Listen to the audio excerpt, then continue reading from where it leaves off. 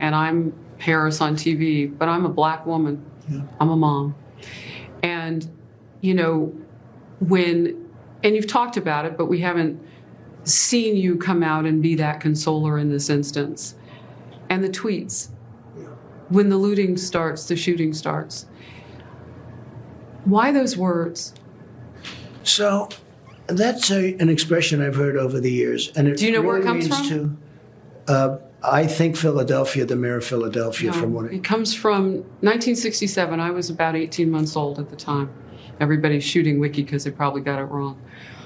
But it was from the chief of police in Miami. He was cracking down, and he meant what he said.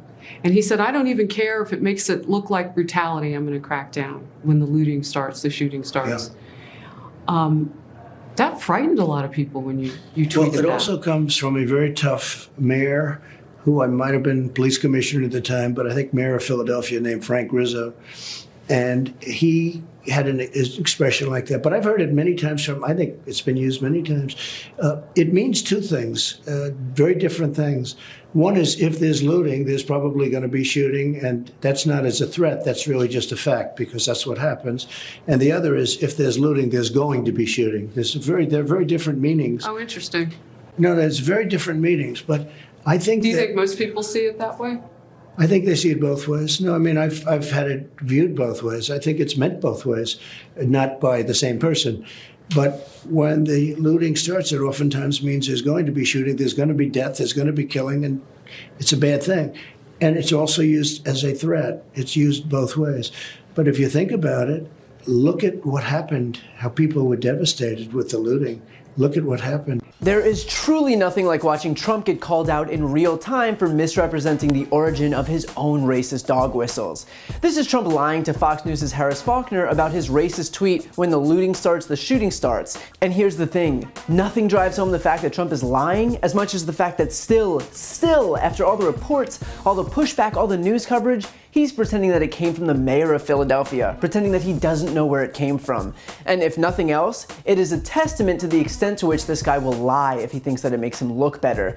He'll lie about something the whole world already knows the answer to, because he does it freely and he does it shamelessly. By the way, regarding the fact that Trump tried to attribute the quote to the former Philadelphia mayor, Frank Rizzo, Rizzo never even said the phrase. He did, however, use racial and anti-gay slurs, he campaigned on the slogan "Vote White," and even he was a proponent of police brutality against African Americans. So I'm not sure how Donald Trump is trying to help himself here by misrepresenting the originator of the quote, but doing so by instead choosing the most racist person he could find probably isn't the brightest move. And by the way, just a general rule, a quote doesn't come from two people. Another person saying a quote doesn't make it also their quote. You want to know how ridiculous Donald Trump is? Here's a still frame from The Office, where Michael Scott, who's known to be something of an idiot, quotes himself quoting Wayne Gretzky. Now, consider that Donald Trump is trying to quote Frank Rizzo quoting Miami Police Chief Walter Headley.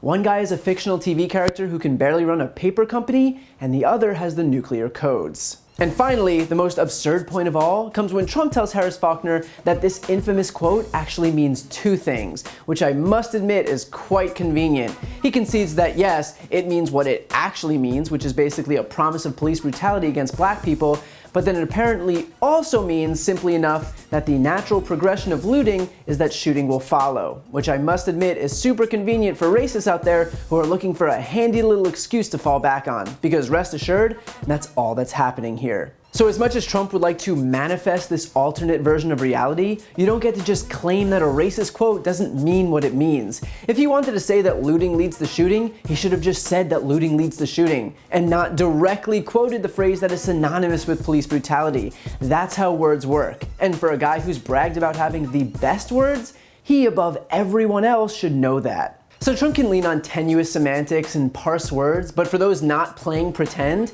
the intent here was obvious. Trump has made his position blatantly clear, and it's the same position he's held all along. From claiming that there were very fine people on both sides in Charlottesville, one side of which included literal neo-Nazis, to encouraging police officers to use brutal tactics when putting people in police cars, to condemning the hundreds of thousands of protesters who've taken to the streets in the last couple of weeks as members of Antifa or simply outside agitators. Trump has made it abundantly clear who he supports. And despite the fact that he panders by calling himself a populist, his position doesn't come close to being shared by the majority of Americans. If you liked that video, please check out my brand new podcast, No Lie with Brian Tyler Cohen, where I'll cover the most important political stories of the week and interview major players in the world of politics. Available now on Apple Podcasts, Spotify, or wherever you get your podcasts. Check it out and subscribe now.